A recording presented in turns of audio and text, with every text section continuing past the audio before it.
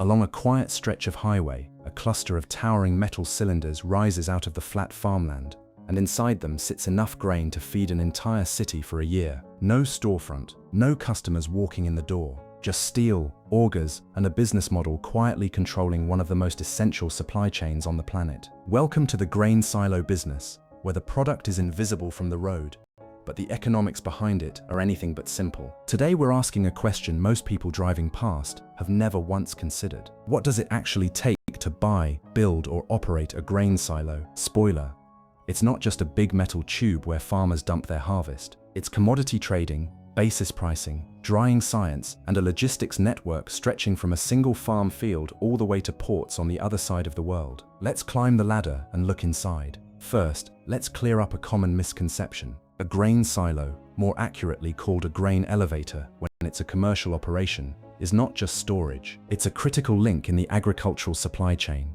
connecting individual farmers to the massive global commodity markets that ultimately determine food prices worldwide. Farmers grow corn, wheat, soybeans, and other crops, but they can't sell directly to a shipping port or an international buyer. That's where the elevator comes in, acting as the collection point, the quality inspector, the temporary storage facility, and often the trading desk, all rolled into one. So when someone says buy a grain silo, they're usually talking about one of several very different business models. Buying a small local elevator serving a handful of nearby farms, buying or building a large regional facility connected to rail lines, or investing in the massive export terminals that load ocean-going ships at major ports. Let's start with cost number one: the physical structure itself. Modern commercial grain elevators aren't simple metal tubes. They're complex engineered structures using steel or reinforced concrete, often rising well over 100 feet into the air. A single large concrete elevator complex can cost tens of millions of dollars to build,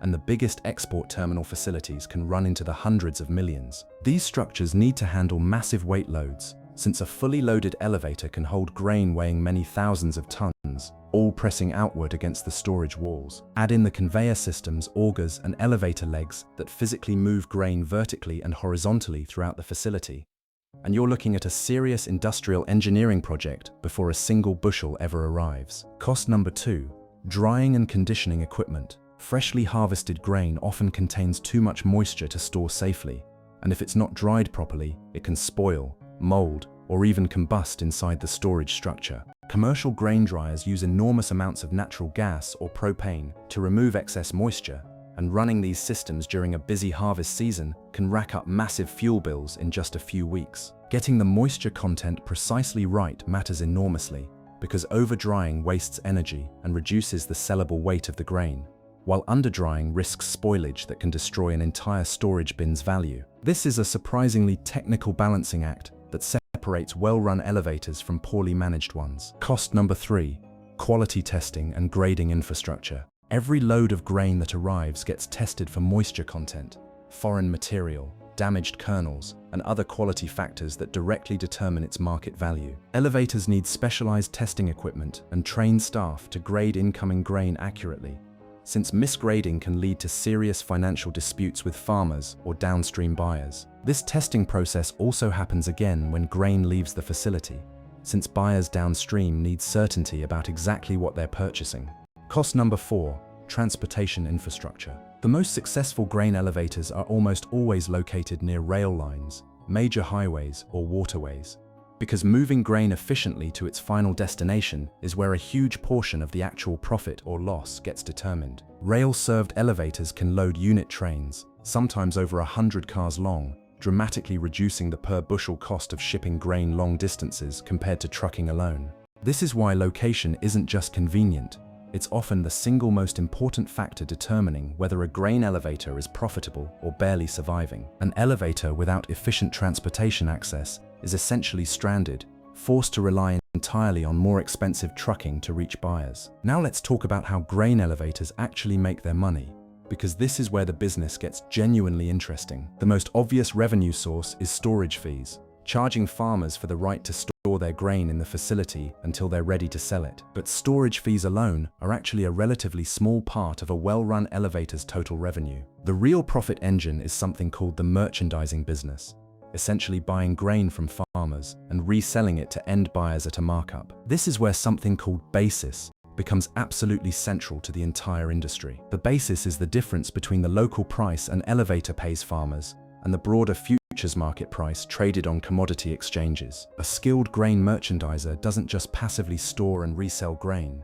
They actively trade the basis, buying grain when local prices are favorable relative to the futures market and locking in profitable spreads through careful timing and hedging strategies. Elevators also use the futures market itself to hedge their own price risk, since holding large quantities of grain in storage exposes them to potentially devastating losses if commodity prices move sharply against them before they sell. This means a well-run elevator isn't just a storage facility, it's essentially operating its own small-scale trading desk, constantly managing exposure to volatile global commodity prices. Elevators also generate revenue from drying fees, charging farmers for the energy and labor cost of properly conditioning their grain before storage. Some elevators offer additional services like blending different grain qualities together to meet specific buyer specifications, which can command premium handling fees. Larger elevators connected to export markets can also profit from what's called freight arbitrage, taking advantage of temporary discrepancies in shipping costs or regional price differences between domestic and international buyers. Now here's where the industry gets genuinely fascinating. Consolidation and vertical integration. A relatively small number of massive agribusiness companies control an enormous share of global grain handling, trading, and export infrastructure. These companies benefit from owning elevators at every stage of the supply chain, from small country locations near farms all the way to massive export terminals at coastal ports. This vertical integration lets them capture profit margins at multiple points in the same transaction, rather than relying entirely on any single elevator's local merchandising success. It also gives these companies enormous market intelligence advantages, since they can see grain flows and pricing trends across their entire network in real time. For independent, locally owned elevators, competing against this scale is genuinely difficult, which has driven significant consolidation in the industry over recent decades. Many smaller elevators have been acquired by larger companies or cooperative networks that can offer farmers better pricing through sheer negotiating power and logistics efficiency. Farmer-owned cooperatives represent an interesting middle path in this industry, pooling resources from many local farmers to build and operate shared elevator infrastructure, splitting profits back to member farmers rather than external shareholders. This cooperative model has remained genuinely competitive in many farming regions, since it aligns the elevator's financial interests directly with the farmers actually supplying the grain. Now let's talk about risk, because this business has some genuinely serious ones. Grain storage carries real physical dangers, including the risk of dust explosions, structural collapse from improperly managed weight loads, and suffocation hazards for workers entering storage bins. Safety regulations around grain handling are strict for good reason, and a serious accident can be both a human tragedy and a devastating financial and legal liability for the operator. Weather and crop yield volatility also create genuine business risk, since a poor harvest year means less grain moving through the facility, directly squeezing revenue regardless of how efficiently the elevator itself operates. Commodity price volatility adds another layer of risk, since even well-hedged elevators can face serious losses if market conditions move unexpectedly or if their own trading strategy misjudges the direction of prices. So who actually owns grain elevators today?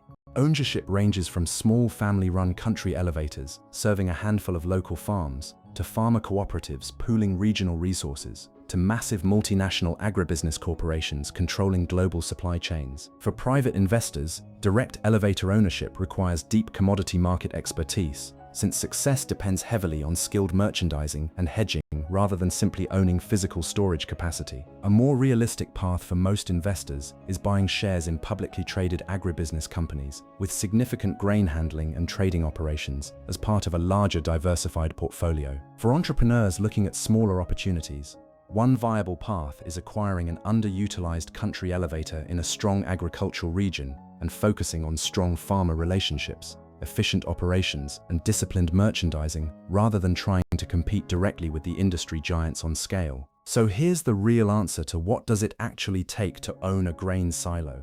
You're not buying a storage tank, you're buying into a commodity trading operation, a logistics network, a quality control system, and a business whose fortunes rise and fall with global grain prices, weather patterns, and transportation costs all at once. It's part warehouse, part trading desk, part logistics hub, and part risk management operation.